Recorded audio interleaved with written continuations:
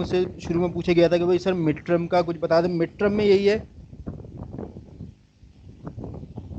अच्छा ठीक है, असाइनमेंट का क्वेश्चन मैं एलएमएस पे अपलोड कर दूंगा। असाइनमेंट जो मैंने लास्ट क्लास में दिया था वो मैंने यही दिया था कि अब हम लोग जो है वो थ्योरी ऑफ कंप्यूटेशन के अंदर पार्ट ए अपने कोर्स का पूरा कंप्लीट कर चुके हैं, जिस पे हमने इनिशियली स्टार्ट किया था रेगुलर लैंग्वेजेस से, फिर उसके बाद डीएफएस एनएफएस की तरफ गए, फिर उसके बाद R languages, R E languages, को आर ई लैंग्वेजेस सब डिफाइन करने के बाद हम जो लिमिट ऑफ कंप्यूटेबिलिटी है उसको बढ़ाते बढ़ाते हम बहुत सारी चीज़ें एक्सप्लोर करते चले गए। तो मैंने आपसे कहा था कि ओ आर ई आर और आर ई के बाद के जो हमने जैसे इक्वलाइज़र एक लैंग्वेज निकाली, उस तरह की कोई और लैंग्वेज भी आप सर्च करें कि ऐसी कोई लैंग्वेज मिलती है।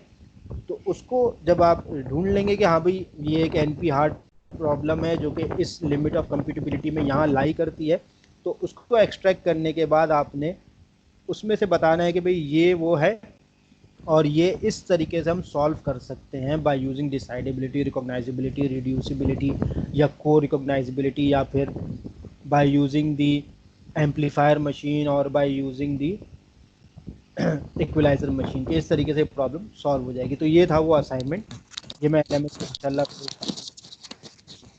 ये असाइनमेंट आप लोगों ने जो एक रिसर्च बेस्ड असाइनमेंट है ये, इसके लिए आप लोगों ने थोड़ा सा नेट पे सर्च करना है, प्रॉब्लम ढूंढोगे, प्रॉब्लम को पहले आइडेंटिफाई करोगे, फिर उसके बाद उस पर जो है वो फर्दर वर्किंग बताओगे कि भाई ये काम हो कैसे सकते हैं। क्योंकि आपको प्रॉब्लम मिलेगी तो उसका सोल्यूशन नहीं मिलेगा, प्रॉब्लम मिल जाएगी हाँ भाई ये प्रॉब्लम है, फिर आपने उस पर खुद अपनी इंट्यूशन लगानी कि भाई जो हमने कोर्स में स्टडी किया है उसके हिसाब से हम ये चीज़ लगा के इस प्रॉब्लम को सॉल्व कर सकते हैं। तो इसका जो है वो आपने अपने ओन वर्ड्स में 1 से 2 2 ढाई पेज का एक छोटी सी रिपोर्ट बनानी है कि ये प्रॉब्लम है और ये इस तरीके से हम सॉल्व कर सकते हैं।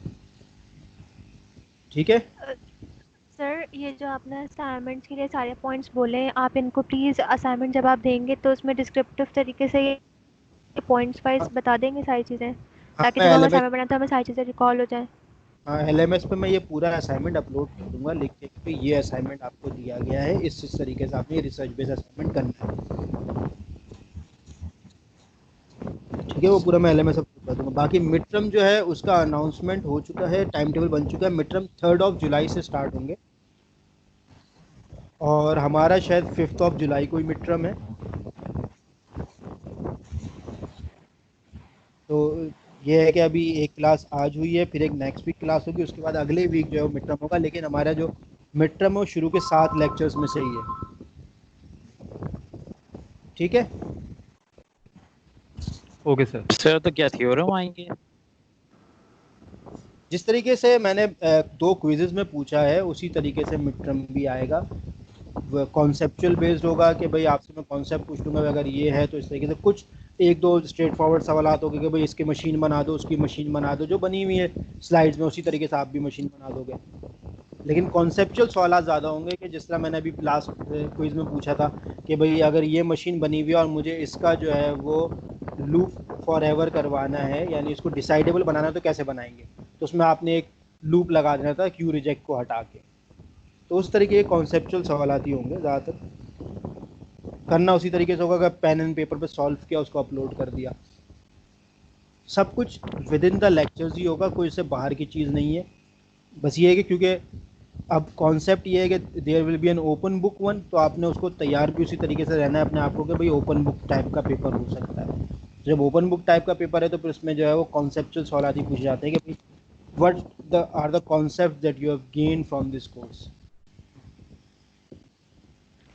सर जो आपने ऑटोमेटा की डायग्राम्स बनाई है और आप उन्हीं को फॉलो जैसे हमें करना होता है कि ये डायग्राम देख के कि इसमें क्या हो सकता है, तो क्या कोई डायग्राम बनाने को देंगे आप ऑटोमेटा की, या बनी हुई डायग्राम होगी और हमें उसमें से सही मतलब कुछ इनपुट या सब चीज़ें सही करनी होंगी जैसे आपने पहले क्विज में दिया था।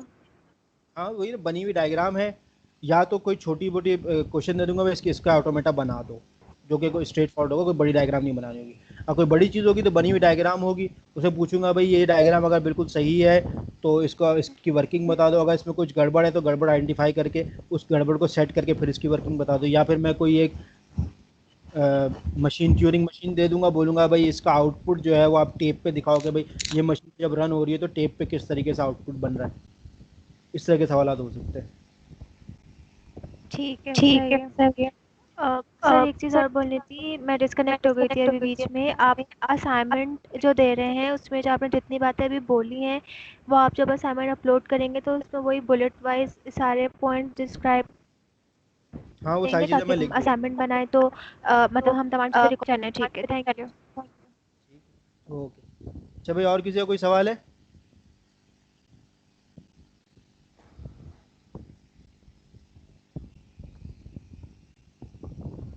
चलो फिर ठीक है, फिर नेक्स्ट वीक इंशाल्लाह मिलते हैं। ओके सर, टेक केयर, अल्लाह ठीक है, हाफिज़। लेक्चर यहाँ पे एंड हो गया।